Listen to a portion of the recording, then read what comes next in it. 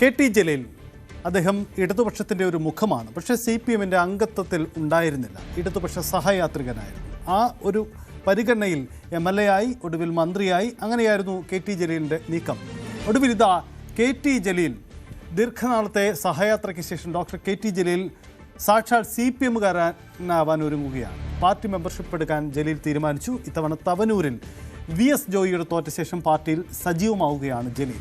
അംഗത്വമെടുക്കാനുള്ള താല്പര്യം CPM ജില്ലാ നേതൃത്വത്തെ അദ്ദേഹം അറിയിച്ചിട്ടുണ്ട്. 4 തവണയും CPM സ്വതന്ത്രനായിട്ടായിരുന്നു ജലീൽ മത്സരിച്ചിരുന്നത്. നേരത്തെ മുസ്ലിം ലീഗിൽ വലിയ വിമത നീക്കം നടത്തിയാണ് ജലീൽ CPM ക്യാമ്പിനൊപ്പം ചേർന്നത്. അങ്ങനെ ഡോക്ടർ കെ.ടി. ജലീൽ സഖാവ് കെ.ടി. ജലീലാവാൻ ഒരുങ്ങുകയാണ്. 20 വർഷമായി ഇടതുപക്ഷവുമായി സഹകരിക്കുന്നുണ്ടെങ്കിലും അദ്ദേഹം ഇതുവരെ പാർട്ടി അംഗത്വം സ്വീകരിച്ചിരുന്നില്ല.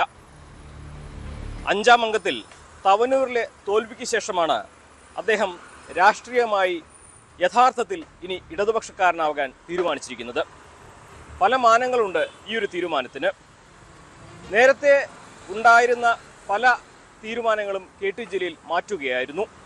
ഇനി മത്സരിക്കാനില്ല, താൻ വിശ്രമ ജീവിതത്തിലേക്ക് കടക്കുന്നു, രാഷ്ട്രീയമായിട്ടൊന്നും ചെയ്യാനില്ല എന്നുള്ള പ്രസ്താവനകളൊക്കെ അദ്ദേഹം മുമ്പ് നടത്തിയതാണ്.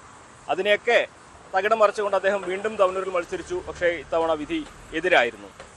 ആ ഒരു സാഹചര്യത്തിൽ കൂടിയാണ് കെ.ടി. ജലീലിൻ്റെ രാഷ്ട്രീയമായിട്ടുള്ള നിർണായകമായ ഒരു തീരുമാനം ഉണ്ടായിരിക്കുന്നത്.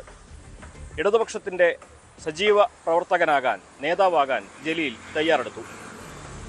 മലപ്പുറം ജില്ലയിൽ ഇടതുപക്ഷം വലിയ പ്രതിസന്ധിയാണ് നേരിടുന്നത്. ആ ഘട്ടത്തിലാണ് കെ.ടി. ജലീൽ സജീവ രാഷ്ട്രീയത്തിലേക്ക് പ്രവർത്തകനായി, നേതാവായി, പാർട്ടി അംഗമായി വരാനൊരുങ്ങുന്നത്. ജലീലിന് ശേഷം ഇടതുപക്ഷവുമായി സഹകരിക്കാൻ തുടങ്ങിയ വി അബ്ദുറഹ്മാനൊക്കെ നേരത്തെ തന്നെ CPM മെമ്പർഷിപ്പ് എടുത്തിരുന്നു.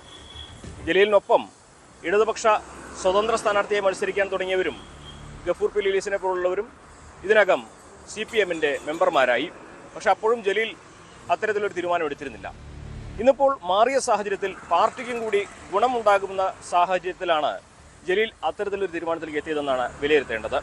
പ്രത്യേകിച്ച് മലപ്പുറത്ത് വലിയ അടിയൊഴുക്ക്, വലിയ തകർച്ച CPM നേരിട്ടുന്ന ഒരു സമയമാണിത്.